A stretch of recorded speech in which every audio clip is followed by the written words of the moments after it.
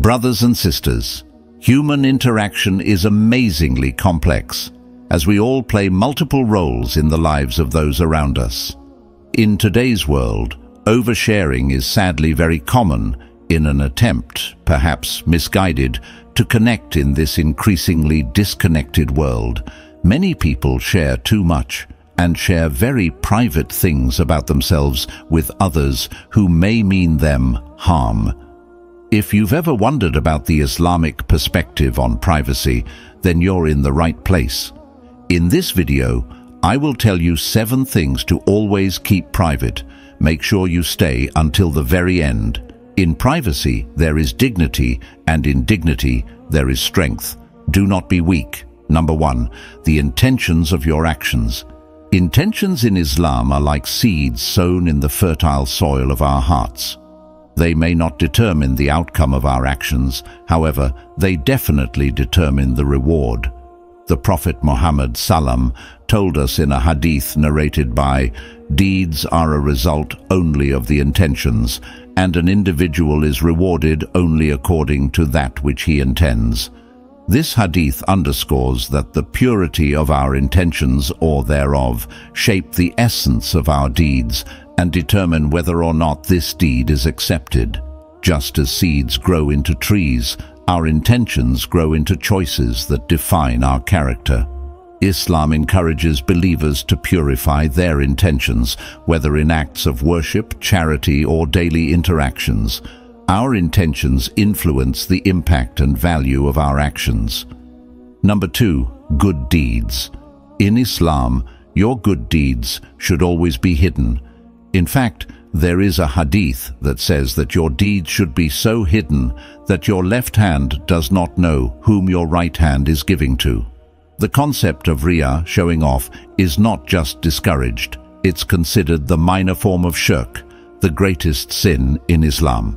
The Prophet ﷺ said, "What I fear for you the most is the minor shirk." That is, Allah will say on the day of judgment, when He is rewarding the people for their actions, "Go to those for whom you did riya for in the world, then see if you find the reward with them." Riya means to falsely make oneself appear to be virtuous, good-natured, or a true believer before people for the sake of earning their respect and admiration, or for the purpose of gaining a good reputation among them. So be warned, my brothers and sisters, a person suffering from riya fails to realize that even if they earn worldly fame amongst people, scholars, the elite, he will be disgraced in the eyes of Allah, and his actions will lead him to Jahannam, the lowest level of hell. If the tree of riya grows for a long time in a person's heart, it leads them to becoming a hypocrite. Number 3, the blessing and test of wealth. In Islam, wealth is seen as both a blessing and a test. It's a blessing when we use it for good, for helping others, and for the betterment of society. However, it becomes a test when we get attached to it, letting it define our worth.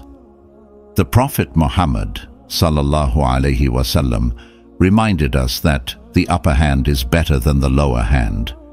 In other words, the one that gives is better than the one who only receives. The saying encourages giving, being generous, affirming that our wealth finds true purpose in helping those in need, and that we should always be generous. Islam doesn't ask us to shun material possessions. It teaches us to find a balance. Surah Al-Baqarah, verse number 267 says, "O you who have believed, spend from the good things which you have earned and from that which we have produced for you from the earth." It's like a gentle reminder to enjoy the blessings of wealth, but also share them with others, and make sure that wealth stays in your hand and not in your heart. The Quran encourages us to find joy in both giving and receiving. Listen, not everything about our financial situation needs to be public knowledge. In fact, you should keep it a secret from everyone you can. Islam encourages us to maintain a level of privacy when it comes to our wealth and these matters. It is for our own safety and our own protection, and so other people do not develop jealousy or evil intentions towards us. No one benefits from that. Not everyone needs to know the ins and outs of your financial situation. There's a certain peace that comes with keeping some aspects of your wealth private. Number 4, your struggles. Life throws challenges your way, and Islam acknowledges this reality. The Prophet Muhammad sallallahu alaihi wasallam reassured us that difficulties are an inevitable part of life when he said, if Allah intends good for someone, he afflicts him with trials. Sorry, it's a reminder that struggles are not punishments, but rather they are opportunities for growth and ultimately for Allah's mercy. Try to get closer to Allah when facing a struggle rather than sharing it with others and seeking sympathy, or even worse, seeking to show off as a victim. It's a strange thing, but many times during tough times, people will abuse others' natural desire to help, and they'll turn this into a way of constantly becoming a victim. This is a way of not taking any responsibility over one's life. It's a way of giving up responsibility and giving up your personal power. This is weak behavior. Privacy is essential, but it doesn't mean you have to face struggles alone either. It is natural and encouraged to form a supportive community and to be around people who can help you, and to seek help from supportive and knowledgeable people. Telling certain people about your problems, like your imam or a sheikh or a friend who is positive and helpful, these can be helpful and they're encouraged in Islam. Number 5, your insecurities. We all have those moments of self-doubt and vulnerability. Everyone is insecure about something. It's a natural thing. Understand this. Those flaws that you have are often invisible to those around you. Advertising these things that no one would even notice in the first place is detrimental to your self-worth, and it exposes your weaknesses to those who are evil-hearted and may use them against you.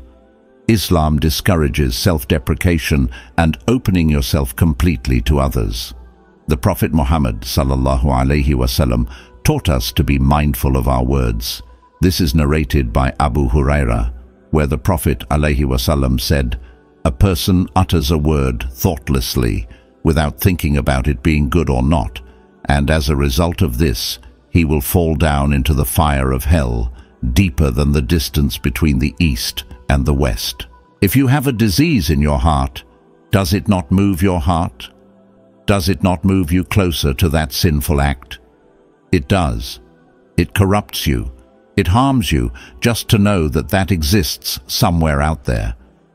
It starts you thinking about things that you shouldn't think about.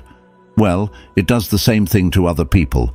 It makes sinning more attractive, decorating it in their eyes. This is how Shaitan begins to speak to us. This is why openly exposing one's sins is so perilous, not just for you, but for them. In addition to this, one is forgiven for the sins that they conceal, inshallah. However, you will not be forgiven for that which you reveal to other people. If you made it to the end of this video, then comment Alhamdulillah below. I hope this video provided some sort of value that you can implement. Consider supporting our channel so that we can make free content like this for you on a regular basis. With that said, until next time,